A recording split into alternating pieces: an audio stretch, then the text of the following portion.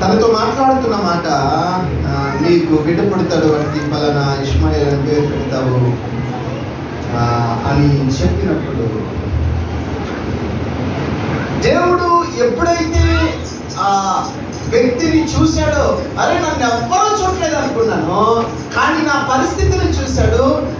నా పరిస్థితిని మాత్రమే కాదు, ఇప్పుడున్న నా దీనావస్థను మాత్రమే కాదు, నా భవిష్యత్తును కూడా నా దేవుడు చూశాడు.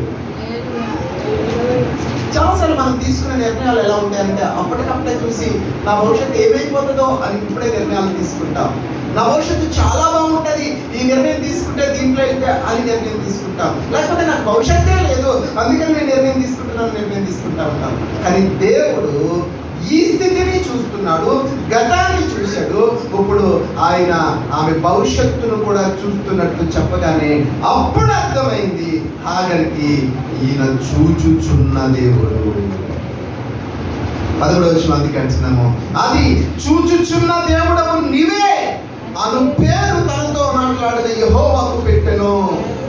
ఎందుకనగా ఎలయనగా నన్ను చూచిన వారిని నేను ఇక్కడ చూచింది కదా అని అనుకోనేను. చూచుచున్న దేవుడు నేటి పరిస్థితిని ఆయన చూశాడు, గతాన్ని చూశాడు, అంతేకాదు భవిష్యత్తును కూడా ఆయన చూశాడు. ఇదిగో నన్ను ఎవ్వరూ చూడలేదని అనుకుంటున్నావు కదా, నేను నిన్ను చూస్తున్నాను, నీ స్థితిని చూశాను, నేను విస్తరించబోతున్నాను.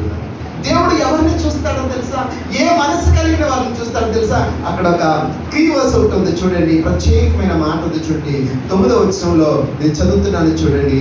అప్పుడు యెహోవా దూత నీ యజమానురాలి యొద్దకు తిరిగి వెళ్ళి ఆమె చేతి కింద అణిగి ఉండుము.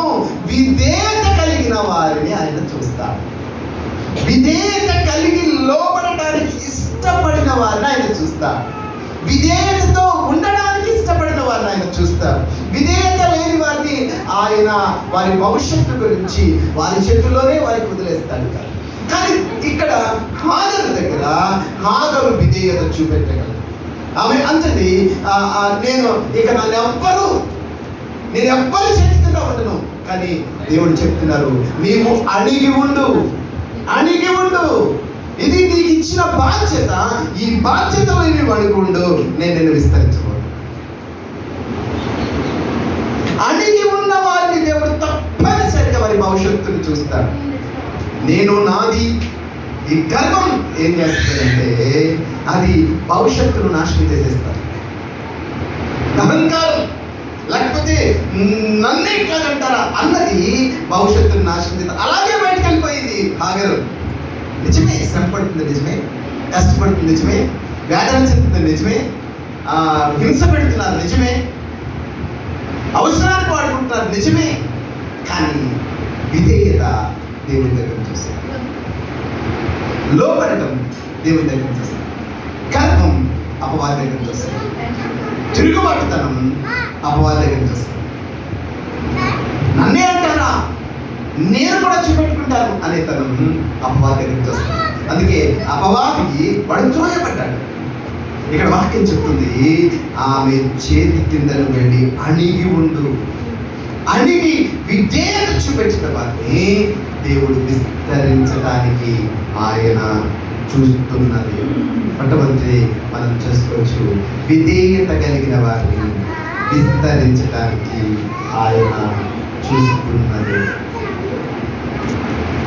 ఆ విస్తరణ కావాలి అని ఎదురు చూస్తున్నట్లయితే దేవుని యొక్క వాక్యం చెప్తుంది, నువ్వు విధేయత చూపెట్టాలి, నువ్వు లోబడాలి, నువ్వు వినయం కలిగి ఉండాలి, అనుకోతో ఉన్న వారిని దేవుడు తప్పనిసరిగా విస్తరిస్తాడు. అక్కడ చెప్పబడుతున్నమాట చూడండి. అక్కడ 11వ వచనం నుంచి మనం చూస్తా ఉంటే, నీవు గర్భవతి అయి ఉన్నావు, అతనికి ఇష్మాయేలు పేరు పెడతావు, అతని సహోదరులందరి ఎదుట అతను నివసిస్తాడు, అతను నేను విస్తరిస్తాను, అతను నేను దీవిస్తాను అని చెప్పి దేవుని యొక్క వాక్యంలో మనం చూస్తూ ఉన్నాం. దేవుని యొక్క సన్నిధానంలో 21వ అధ్యాయంలో కూడా ఒకసారి మనం వస్తే అదే మాటలో మనం ఇంకా కొనసాగింపును మనం చూస్తూ ఉంటాము. మనం కొనసాగి